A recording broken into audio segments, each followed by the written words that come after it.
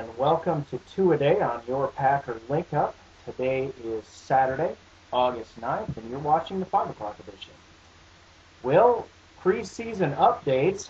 The final in the Seahawks-Viking game was the Seahawks 34, the Vikings 17. Vikings, of course, didn't look too good on the ground, but they looked better in the air, actually, and Adrian Peterson not taking a lot of carries. But their passing attack looks better with the addition of Bernard Berrian, and so they will be someone to deal with. Of course, watching the local television, it was all rah-rah Minnesota Vikings talking about how it shouldn't be them to win the division this year, talking how it shouldn't be them. Why shouldn't it be them who goes to the Super Bowl? It was very familiar because I heard the same stuff last year, and they ended up 8-8. So, it's hard to tell with the Vikings. They could be great. They could tank. They could have another scandal. They could lose players due to drinking and driving. No way to tell with those guys. But, of course, our focus as Packer fans will be trying to whoop up on them twice this season, get those 2 wins under our belt, 2 big division wins. And they are going to put up a fight. So there's no question they're going to be a force to be reckoned with in our division, and we're going to have to answer the call. Other scores in preseason in the NFC North: Kansas City Chiefs defeated the Chicago Bears by a score of 24-20, and the Detroit Lions defeated the Super Bowl defending champion New York Giants by a score of 13-10. Detroit putting in a new zone blocking scheme looked very familiar to the first year that we introduced zone blocking to our offense. Was not sharp. Tatum Bell, looked okay here and there. I know he picked up a 2-yard first down that they needed, but not too good. A lot of linebackers coming through untouched. A couple of tackles in the backfield. So their passing game looked better than their running game. But then again, with the zone blocking scheme, a lot of times it's just a matter of picking up the system, understanding how zone blocking works.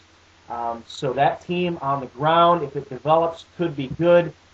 The passing game was looking fairly good. Of course, they've got quite a core of wide receivers, and we will see how they do and how they develop with their new offensive coordinator. And again, we'll be seeing them twice this year, and they always seem to play well on against the Packers when we have to play at their place. It just seems like they always put on a show and always make it tough for us. So we'll be pulling for the Pack in those games as well. Ruvel Martin, back to training camp for the Packers, is apparently having a really good training camp. Mike McCarthy has spoken highly of him. He obviously knows Aaron Rodgers well. He's a big guy. He's worked hard. I see his role as an up-and-coming receiver for our receiver corps. It's hard to tell exactly where he'll fit in, but I really feel like he is Aaron Rodgers' go-to guy. He's kind of the Donald Driver, Brett Favre connection. Ruvel always seems to be where Rodgers expects him to be, and they know each other very well, so it'll be interesting to see how many catches Ruvel Martin gets in this first preseason game. He's going to get some time. And, of course, against the Bengals, we will see how Aaron Rodgers, I'm particularly interested in how our running game develops. If we can establish that early, I think it'll be very important that then Aaron Rodgers have time to step back, not under as much pressure, not get the happy feet that he had during family night, start completing a pass or two. The receivers maybe making a few more good catches, and Rodgers being able to step into his long throws and get the ball where it needs to be. That pass to Donald Driver in family night would be an interception 9 times out of 10. It's got to get better than that, and I think it will. I'm hoping that he will play much more like he did it against Dallas than he did against our second-string defense on family night. So pay attention to that. We're excited about the game starting Monday night, and we will, of course, give you the story on that and keep you up to date. Injuries for the Packers. Brandon Jackson has an ankle sprain, so it's I imagine will be just a matter of rest, getting the swelling down, and getting him back to where he's comfortable on that ankle. But once again, Brandon Jackson with an injury, and in a time when he was doing very well, carrying the ball quite a bit, getting accolades from the coaching staff, and really looked like he was going to come on strong.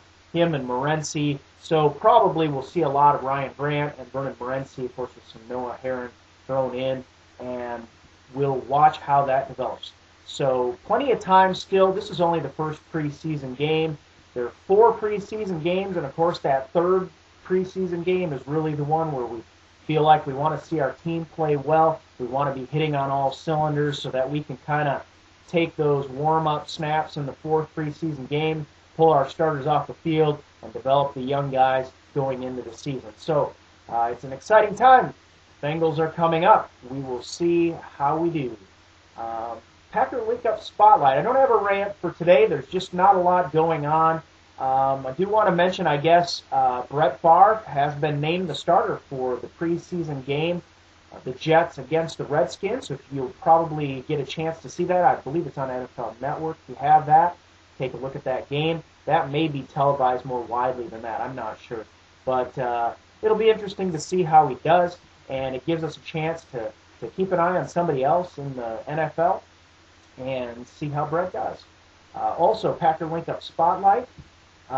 We are still working on our new look, so stay with us. Some of the stuff is a little bit behind time-wise, but we're scrambling to get everything ready by the time the season starts.